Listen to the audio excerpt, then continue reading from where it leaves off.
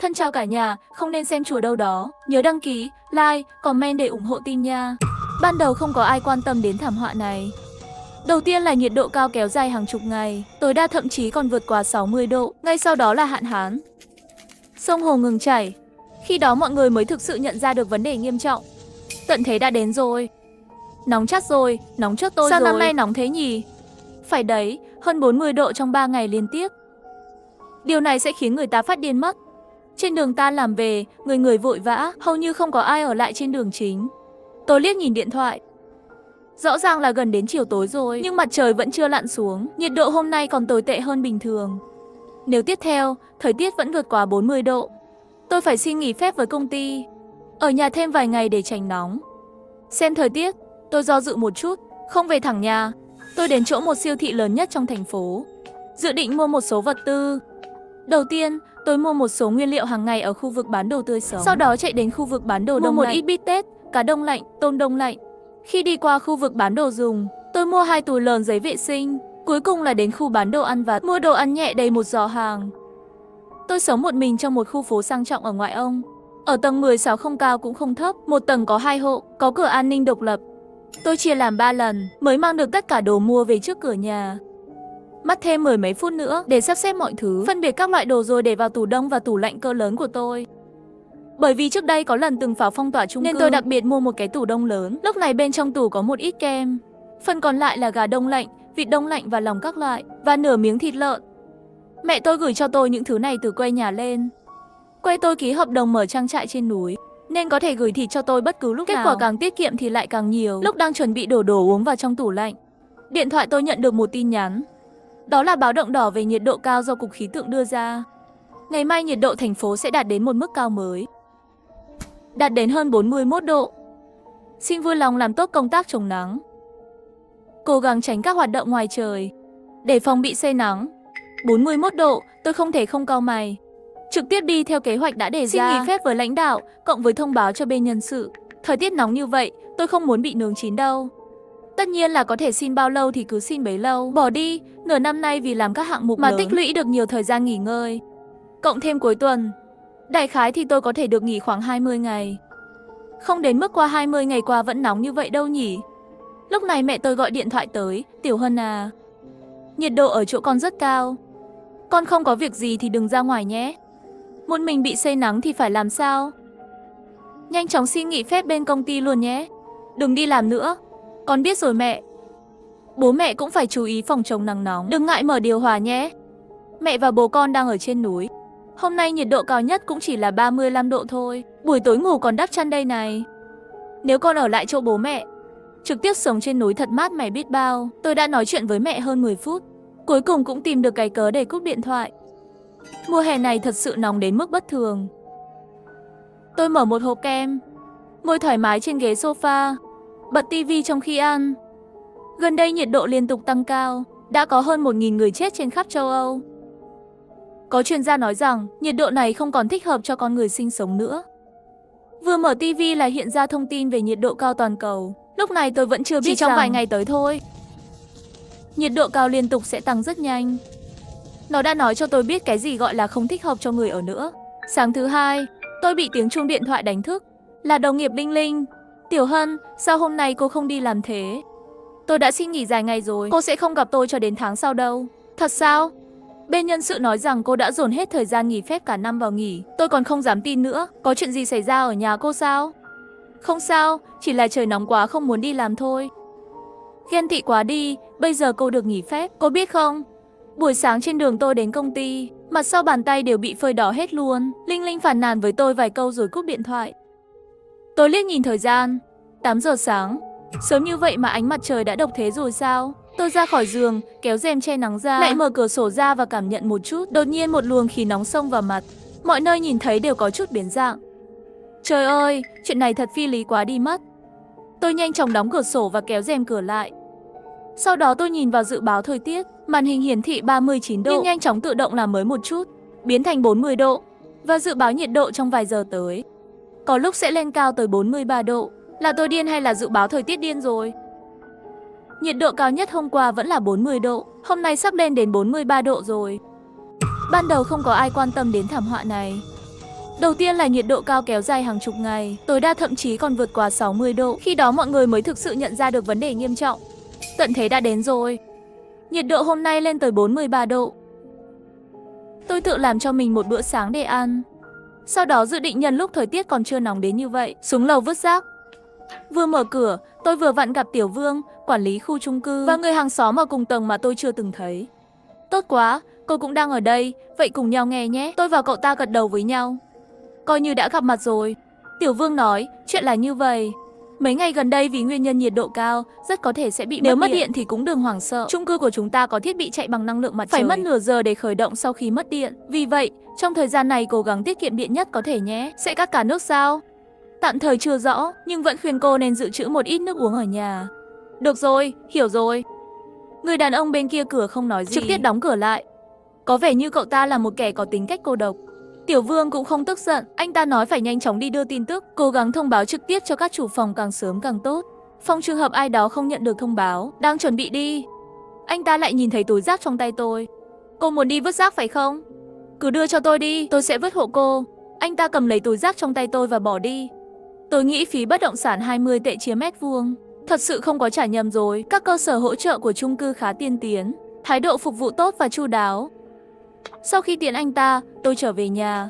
Nghe có tiếng xe cứu thương ngoài và tiếng xe cứu hỏa vang lên ngoài cửa sổ. Tôi quay lại ghế sofa và mở điều hòa, ngồi ăn kem. Tin tức trên mạng bắt đầu phát tán. Nhiệt độ cực cao ở khắp nơi đã dẫn đến các loại thảm họa do thời tiết xảy ra, gây sốc trong lòng. Mấy ngày tiếp theo, nhiệt độ vẫn tiếp tục tăng lên. Nhiệt độ ban ngày cao nhất có thể đạt đến 48 độ, thật đáng sợ. Tất cả công việc ngoài trời đã ngừng hoạt động. Hầu như tất cả các công ty đều chuyển sang làm việc trực tuyến.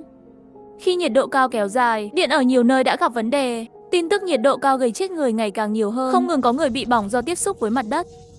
Và tin tức về các thợ điện để sửa được điện mà đã bị bỏng tới hy sinh. Các tòa nhà cao tầng đã mở biện pháp phòng hộ khẩn cấp, mở tất cả các hội trường có điều hòa. Sân vận động và trung tâm mua sắm là nơi trú ẩn 24 giờ, phục vụ người không có điều hòa tránh nóng. Nhưng số người chết vì nóng vẫn còn phải tùy vào nhiệt độ có ngừng tăng hay không. Bệnh viện đầy ắp các bệnh nhân. Các đám cháy diễn ra khắp nơi. Tôi nói chuyện điện thoại với bố mẹ mỗi ngày, đã hiểu tình hình của họ bên kia. Mặc dù họ đang ở trên núi, nhưng mấy ngày gần đây nhiệt độ cao nhất cũng đã lên tới 40 độ. Tiểu Hân à, con đừng lo cho bố mẹ. Con nhất định phải nhớ bật điều hòa. Đừng sợ phí điện nhé. Bố mẹ có tiền. Con mở rồi đây, yên tâm đi, đồ ăn có còn đủ không? Con có muốn gửi gì lên để ăn không? Thiên tai này còn không biết đến khi nào mới qua được đây. Giọng mẹ nghe có vẻ lo lắng. Dạ đủ mà, không phải con đã nói với bố mẹ rồi sao? Con vừa mua một đống thức ăn trước khi nghỉ phép rồi, đủ cho con ăn tận 3 tháng. Sau khi cuộc gọi kết thúc, tôi đặc biệt chụp ảnh đồ chất trong tủ lạnh, gửi cho bố mẹ. Nhưng vừa chụp ảnh gửi qua xong, đèn trong phòng tự nhiên tối dần, cả căn phòng yên tĩnh lại. Tôi nhớ rằng quản lý Tiểu Vương đã từng nói, cho dù mất điện, trong vòng nửa tiếng nữa cũng sẽ khởi động thiết bị phát điện thôi. Vì vậy, tôi không lo lắng lắm. Nhiệt độ trong phòng tăng nhanh sau khi mất điện. Không khí cũng trở nên buồn tẻ hơn. Mỗi một hơi thở, khi hít vào đều sẽ nóng lên hơn rất nhiều. Đầu tôi đổ đầy mồ hôi, nhanh chóng lấy một cây kem từ tủ lạnh ra, ăn trong khi chờ có điện trở lại. Nhưng tôi đã ăn 3 cây kem liên tiếp rồi, vẫn chưa có điện lại. Tôi không thể ngồi yên được nữa, lấy điện thoại và gọi cho quản lý. Nhưng không có ai trả lời cả. Cũng có thể là do có quá nhiều người gọi điện thoại đến. Tôi tự an ủi chính mình. Rồi tôi đi đến chỗ cửa, lấy bộ đàm trên cửa ra, nhấn phím gọi cho quản lý. Bộ đàm này không cần dùng mạng, vẫn có thể nói chuyện trực tiếp với quản lý được. Nhưng mà qua một hồi lâu cũng không có ai trả lời tôi. Chẳng lẽ ngay cả phòng quản lý cũng đóng cửa rồi sao? Nhiệt độ xung quanh vẫn đang tăng lên. Tôi cảm thấy như mình đang ở trong một cái lồng hấp. Mỗi hơi thở ra đều là hơi nóng, làm cho người ta cảm thấy sắp ngạt thở đến nơi. Tôi nằm trên mặt đất thành hình chữ đại, thở hổn hển từng hơi lớn. Liếc nhìn điện thoại, tôi sợ đến mức kêu lên 48 độ. Đã tới 48 độ rồi. Khi tôi muốn làm mới lại trang lần nữa, trên giao diện đã xuất hiện dấu chấm than màu đỏ. Tín hiệu bị ngắt rồi, thậm chí không gọi được điện thoại nữa. Sức nóng và nỗi sợ hãi lấp đầy trái tim tôi ngay lập tức. Trong phòng toàn là âm thanh tôi hít vào thở ra. Bình tĩnh lại. Hân Hân, mày phải bình tĩnh. Tôi nói rồi đi đến chỗ tủ đông. Từ bên trong tủ, tôi lấy ra một con gà đông lạnh ôm vào lòng. Sau đó mở tủ thuốc ở trong nhà, tháo một chai nước uống hoặc hương chính khí thuốc trị cảm nắng vào. Phòng trường hợp bị say nắng. Không biết đã qua bao lâu, bộ đàm mở cửa đột nhiên vang lên tiếng nói. Các chủ nhà chú ý nhé, tôi đang đối mặt với thảm họa nhiệt độ cao. Tấm pin mặt trời của chung cư đã bị cháy nắng rồi. Trước mắt không thể khôi phục đường truyền điện được. Các chủ nhà có thể tạm thời đến bãi đậu xe dưới tầng hầm để tránh nóng. Nghe thấy vậy, tôi lấy một cái ba lô ra, đóng gói phần dầu gió còn lại và nước khoác hương chính khí vào ba lô. Thêm 2 ổ bánh mì và 3 chai nước khoáng. Khi mở cửa ra ngoài, vừa hay gặp người hàng xóm ở đối diện. Cậu ta cũng mang theo một cái túi lớn. Cậu ta nhìn thấy tôi, liền đi thẳng đến trước mặt tôi và nói: Chúng ta cùng đi đi, xe của tôi đầy bình xăng rồi. Tôi vô thức lùi lại một bước. Xin lỗi, tôi không có ý xấu đâu. Chắc chị cũng có xe nhỉ? Chúng ta mở điều hòa trong xe. Nếu xe của tôi hết xăng thì thôi, lại đến chỗ xe của chị. Như vậy có thể kéo dài thêm được một thời gian nữa. Cậu ta nhìn tôi, dường như có vẻ hơi mất mát. Mặt trời ở hành lang chiếu vào còn nóng hơn cả trong nhà. Tôi thở ra vài hơi. Được, đi thôi, trong thảm họa thiên nhiên này không ai có thể một mình được cả. Thang máy đã ngừng hoạt động. Chúng tôi chỉ có thể đi cầu thang bộ. Vừa mở cửa cầu thang ra, ngay lập tức có một cơn gió mát lùa đến. Bởi vì bình thường không thông gió nhiều, nên cầu thang bộ thường rất nóng. Nay cũng tự nhiên mát mẻ hơn rất nhiều. Tôi nghĩ xuống tầng hầm chắc chắn sẽ càng thoải mái hơn. Hai chúng tôi bước nhanh hơn. Dưới tầng hầm, cậu ta rút chìa khóa xe ra, khởi động xe lên. Tôi đi theo vào ghế sau. Khi điều hòa mở lên, nhiệt độ trong xe giảm dần xuống. Mặc dù vẫn rất buồn tẻ, nhưng ít ra cũng không còn nóng nữa. Để tôi tự giới thiệu nhé, tên tôi là Lý Cha Cha, gọi tôi là Tiểu Hân là được rồi. Sau khi tôi nói xong, trong xe liền yên tĩnh trở lại. Cả hai đều đang tận hưởng gió lạnh từ điều hòa. Thiên tai này không biết khi nào mới kết thúc đây. Toàn cầu xuất hiện nhiệt độ cao. Nhiệt độ ngoài trời lên tới 48 độ. Trong chung cư đã ngừng nước và mất điện. Tôi phải làm thế nào để có thể tiếp tục sống sót đây? Nửa buổi, cậu ta bật radio trên xe. Được biết, nhiệt độ cao và thời tiết khắc nghiệt sẽ kéo dài thêm 1 tuần nữa. Xin vui các bạn lòng cố gắng không ra ngoài. Tôi thở dài một hơi, suy nghĩ thầm lặng, nước và bánh mì trong ba lô có đủ ăn không đây? Lý Cha Cha lặng lẽ tắt radio đi. Tiếp tục nghe cũng không có ý nghĩa gì cả. Tin xấu cứ nối tiếp nhau mà đến. Xung quanh liên tục có người đi qua, ngồi vào trong những chiếc xe gần đó. Rõ ràng đều nghĩ đến tầng này. Xe được khởi động từng cái một. Ngay lúc này, Lý Cha Cha đột nhiên mở miệng nói: Tiểu Hân, chúng ta phải lên tầng trên thôi. Tôi nghi ngờ nhìn cậu ta. Quá nhiều xe ở đây, lát nữa ở đây có thể sẽ rất nóng và rất nguy hiểm nữa. Ý của anh là... Tôi cũng nhận ra được điều gì đó, nhanh chóng nhìn ra xung quanh. Các xe xung quanh, 10 thì có 8 chiếc đã được khởi động. Hơn nữa còn có người đi ngang qua. Chung cư đã mất điện rồi. Hệ thống thông khí trong nhà để xe dưới lòng đất chắc chắn đã ngừng hoạt động. Lượng lớn khí thải ra từ xe sẽ khiến nhiệt độ tăng lên. Hàm lượng carbon monoxide cũng sẽ tăng lên theo đó. Chúng ta phải lên tầng trên thôi. Tôi thở dài một hơi, nhưng mà tới 16 tầng lận đấy. Xuống tầng dưới dễ hơn lên tầng trên nhiều. Nhưng tôi biết rằng cứ ở trong giờ chắc chắn sẽ không phải là giải pháp lâu dài. Một khi xe hết xăng, tôi vẫn phải ra khỏi xe mà thôi. Đến lúc đó không chỉ phải chịu đựng nhiệt độ cao, còn có thể bị ngộ độc do hít phải carbon monoxide nữa. Sau khi cân nhắc, tôi đã đưa ra quyết định. Được, chúng ta lên tầng trên thôi. Cầu thang đầy người đi về phía ga do dưới tầng hầm. Hình bóng hai chúng tôi lên lầu có vẻ không phù hợp lắm. Khi chúng tôi leo lên đến tầng 10, đã đụng trúng quản lý Tiểu Vương. Mọi người muốn quay lại lấy đồ à? Anh ấy trông có vẻ ngạc nhiên khi thấy chúng tôi. Chúng tôi về nhà, không định xuống nữa. Tốt nhất anh nên báo cho những người ở bãi đỗ xe. Cẩn thận ngộ độc nếu hàm lượng carbon monoxide vượt quá tiêu chuẩn. Tiểu Vương thần sắc không ổn. Nhưng nhiệt kế bên kia phòng quản lý cho thấy bên ngoài không phải là 48 độ mà là 59 độ. Tiểu Vương nói xong liền đi xuống lầu. Hai chúng tôi đối mặt nhau. Nhất thời không ai mở miệng được. Trong không gian nhỏ hẹp, tất cả chỉ có tiếng thở của hai chúng tôi. Nhiệt độ xung quanh đang tăng dần lên. Hít vào và thở ra đều như đang ở trong phòng tắm hơi. Chị về nhà hay là lên xe? Còn cậu thì sao? Tôi trả lại câu hỏi cho cậu ta. Tiếp tục thở hổn hển. Bây giờ là khoảng 5 giờ rưỡi chiều. Còn ít nhất 1 tiếng rưỡi nữa mặt trời mới lặn.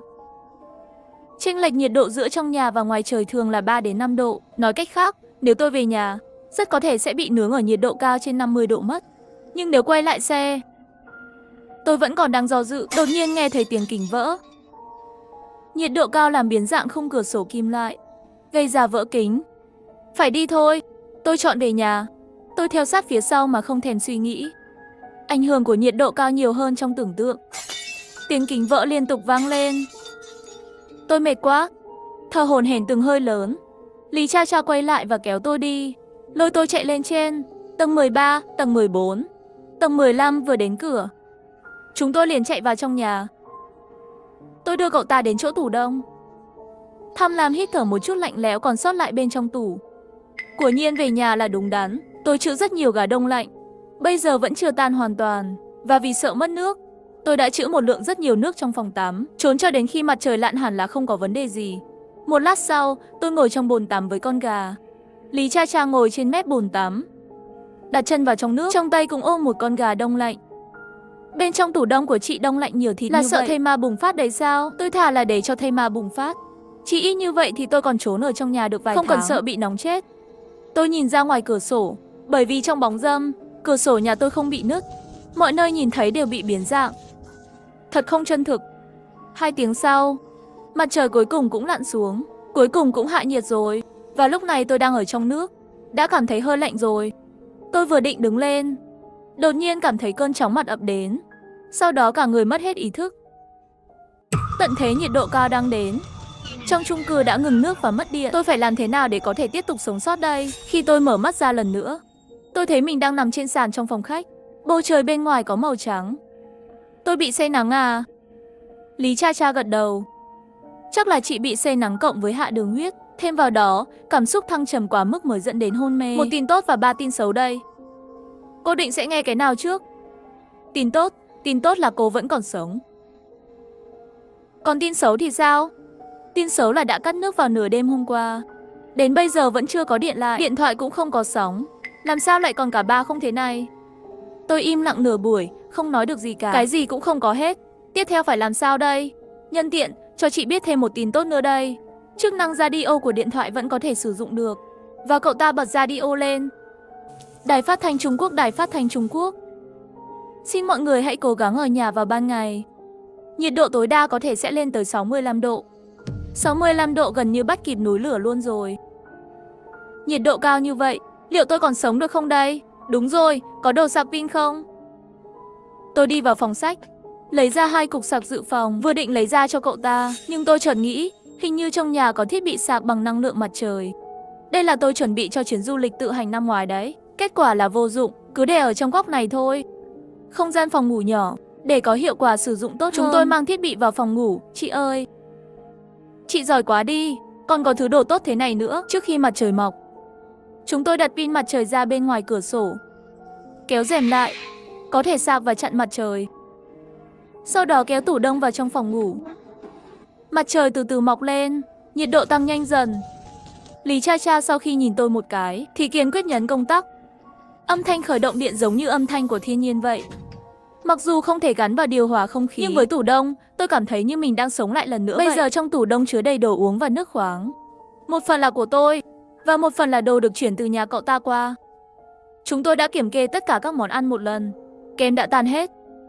Bởi vì không dễ xử lý, tôi trực tiếp vứt đi luôn. Các loại thịt nguyên bản để trong tủ đông rất khó để giữ tươi trong thời tiết này. Chúng tôi phải tận dụng nó trước khi nó bắt đầu thối rữa. Đặt tất cả chúng trên sàn ban công, nướng thành thịt khô, thuận tiện để bảo quản hơn. Chúng tôi lại mang tất cả đồ ăn vặt vào phòng ngủ. Lý Cha Cha khen ngợi, chị ơi, chị thật là tài năng quá, trong nhà giấu nhiều đồ ăn như vậy luôn. Tôi bị gọi mà nổi hết da gà lên. Cậu đừng gọi tôi là chị nữa, cứ gọi tên tôi thôi là được rồi. Chị Hân, theo sự xoay chuyển của thời gian, nhiệt độ đang tăng dần lên. Chúng tôi mở hé tủ đông ra một khe, ngồi cạnh tủ đông. Nhiệt độ lại tăng thêm một chút, thì lại mở tủ đông lớn hơn một chút, duy trì nhiệt độ trong nhà trong phạm sáu mà cơ thể con người có thể chịu được. Nhưng dù là như vậy, đến chiều, hai chúng tôi đã đổ mồ hôi rất nhiều rồi. Cái gì bình tĩnh tự nhiên sẽ lạnh, nó không tồn tại khi đối mặt với nhiệt độ cao tuyệt đối thế này. May mắn thay, chúng tôi đã vượt qua được rồi. Buổi tối, chúng tôi bật điện thoại đã sạc đầy pin để nghe radio. Nhiệt độ cao nhất hôm nay là 63 độ, thời tiết nóng vẫn sẽ tiếp tục duy trì. Thế mà đã lên tới 63 độ rồi. Nếu không có thiết bị sạc bằng năng lượng mặt trời cứu mạng, tôi và Lý Cha Cha cũng không biết làm thế nào để vượt qua chuyện này nữa. Sau khi trời tối, chúng tôi lấy đèn tin của điện thoại để chiếu sáng, lấy hết thịt trên ban công vào. Mùi thịt bay vào mũi, đẩy cũng đẩy không được. Tôi vốn đã có chút lo lắng, nó sẽ thu hút những người có động cơ mờ ám hay không đây. Cẩn thận qua được mấy ngày đây, nửa đêm đều ngủ không yên ổn, may là không có ai khác xuất hiện. Lý Cha Cha mỗi tối đều về nhà cậu ta ngủ. Ban ngày mới đến đây, chúng tôi ăn thịt nướng phơi nắng mỗi ngày, uống nước và đồ uống trong tủ đông. Sau khi đã quen được với nhiệt độ cao, có một khoảnh khắc như vậy lại cảm thấy năm tháng thật yên tĩnh. Nhưng tôi hiểu những điều đó chỉ là ảo giác. Bởi vì chúng tôi căn bản không biết được nhiệt độ cao này có thể qua được không, thậm chí nhiệt độ có thể tiếp tục tăng cao hơn nữa. Buổi tối của một tuần sau, tôi đang ngủ thì có tiếng động bên ngoài cửa sổ truyền vào, tiếng nổ đánh thức tôi. Tôi bật dậy và đi đến bên cửa sổ. Lúc này mới phát hiện có một chỗ ở tòa nhà đối diện đã phát nổ, ánh lửa chia cắt đêm tối. Lại thêm một tiếng động lớn nữa, cửa kính đang rung chuyển. Tôi hét lên và chạy ra ngoài. Khi phản ứng lại, đã ôm Lý Cha Cha, không ngừng run rẩy rồi. Không sao, là tòa nhà đối diện, không lan tới chúng ta bên này được đâu. Tôi run lên ngượng ngùng đẩy cậu ta ra. Tiểu Hân, tôi về trước đây. Không để cậu ta trả lời, tôi quay đầu đi về nhà. Ngọn lửa ở tòa nhà đối diện đã hoàn toàn bốc cháy. Tôi nghe thấy tiếng lửa lách tách cháy trên tòa nhà và cả tiếng hét của những người trong tòa nhà. Tôi ngồi xổm trong góc tường, tay ôm lấy đầu gối. Tiểu Hân, tôi ở ngoài này. Không phải có chuyện gì chứ? Đừng sợ, tôi chỉ ngồi xổm ở đó. Qua cửa sổ, nhìn ánh lửa ngày càng lớn ở tòa nhà đối diện. Có người thoát ra khỏi hỏa hoạn, rơi thẳng xuống đất. Nếu thực sự đây là ngày tận thế, thì xin hãy nhanh chóng giải thoát cho tôi đi. Lửa cháy suốt cả một đêm, đến sáng vẫn chưa hoàn toàn tắt. Tôi cứ ôm đầu gối như vậy, mở mắt cho đến tận bình minh. Đột nhiên cửa phòng ngủ bị ai đó gõ vào. Tận thế nhiệt độ cao đang đến, nhiệt độ ngoài trời đã lên tới 65 độ. Nhiệt độ cao đã khiến tòa nhà phát nổ, nhưng không thể ngờ được rằng đây mới chỉ là khởi đầu. Tiểu Hân, là tôi đây. Tôi là Lý Cha Cha đây. Chị xem bên ngoài có phải là đang mưa không? Nói là mưa, nhưng thực ra chỉ là vài giọt nước lẻ tẻ. Nếu không nhìn kỹ, sẽ không nhận ra được là có mưa, bởi vì nó gần như bị bốc hơi giữa không trung mất rồi. Cảnh này là mưa nhân tạo. Chúng tôi hứng mưa được một chút. Mặc dù chút ít nước mưa này không có ích gì, nhưng có mưa nhân tạo cho thấy các cấp trên vẫn chưa ngừng hoạt động. Chỉ cần kiên trì thêm, nhất định có thể đợi được đến ngày hạ nhiệt. Lý Cha Cha đứng bên cạnh tôi, cẩn thận nhìn tôi. Cứu với, hình như tối qua tôi đã làm cậu ta sợ mất rồi. Có mấy chỗ ở tòa nhà đối diện vẫn đang bốc cháy, khói bao phủ một phần bầu trời. Đối mặt với cảnh tượng như vậy, cả hai chúng tôi đều hơi lờ đãng, ngồi trong phòng khách, lấy vài quyển sách từ phòng ngủ ra đọc. May mà buổi tối 3 ngày sau, cuối cùng cũng có một cơn mưa. Cũng là mưa nhân tạo. Chỉ là lần này nó rơi xuống bầu trời thành phố của chúng tôi. Hai chúng tôi lấy tất cả những thứ có thể hứng được nước mưa, đặt hết ở bên ngoài ban công, tranh thủ bảo tồn thêm một ít nước. Lý Cha Cha ở trong mưa không ngừng hoan hô. Cơn mưa khó là mới tới được này. Tôi nghe thấy tiếng cười vui vẻ ở tầng trên và tầng dưới. Rõ ràng là có rất nhiều người trong tòa nhà này đã kiên trì. Sau nửa tiếng, cơn mưa đã ngừng. Mặc dù không chứa được nhiều nước, nhưng nó mang lại đủ hy vọng rồi. Kiên trì thêm một chút nữa, chắc chắn sẽ vượt qua được thôi. Trở lại bên trong nhà, điện thoại đổ chuông không ngừng. Tín hiệu đã trở lại rồi. Tôi vui vẻ nói với Lý Cha Cha. Lý Cha Cha gọi điện thoại về nhà. Tôi cũng nhanh chóng gọi điện thoại cho mẹ tôi. Kết quả là bên kia tắt máy. Làm sao có thể như vậy? Tôi lại tiếp tục gọi điện thoại cho bố tôi, vẫn không kết nối được. Nghĩ rồi lại tìm thêm 3, 4, 5, 6 số điện thoại, gọi cho từng người một. Kết quả vẫn không kết nối được. Lý Cha Cha nhìn thấy tôi lo lắng, an ủi tôi, đừng hoảng sợ. Có thể khu vực của họ cũng bị mất điện rồi. Tôi tiếp tục gọi điện thoại, cuối cùng cũng gọi được cho một người anh họ. Hello, em là Hân Hân đây ạ. Là Tiểu Hân à? Anh họ, anh có biết đã chuyện gì xảy ra với mẹ em không? Anh cũng không rõ lắm. Nếu không em thử gọi điện thoại tới nơi trú ẩn hỏi xem.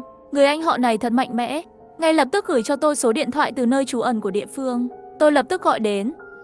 Trong điện thoại lại truyền đến một giọng nữ tiêu chuẩn.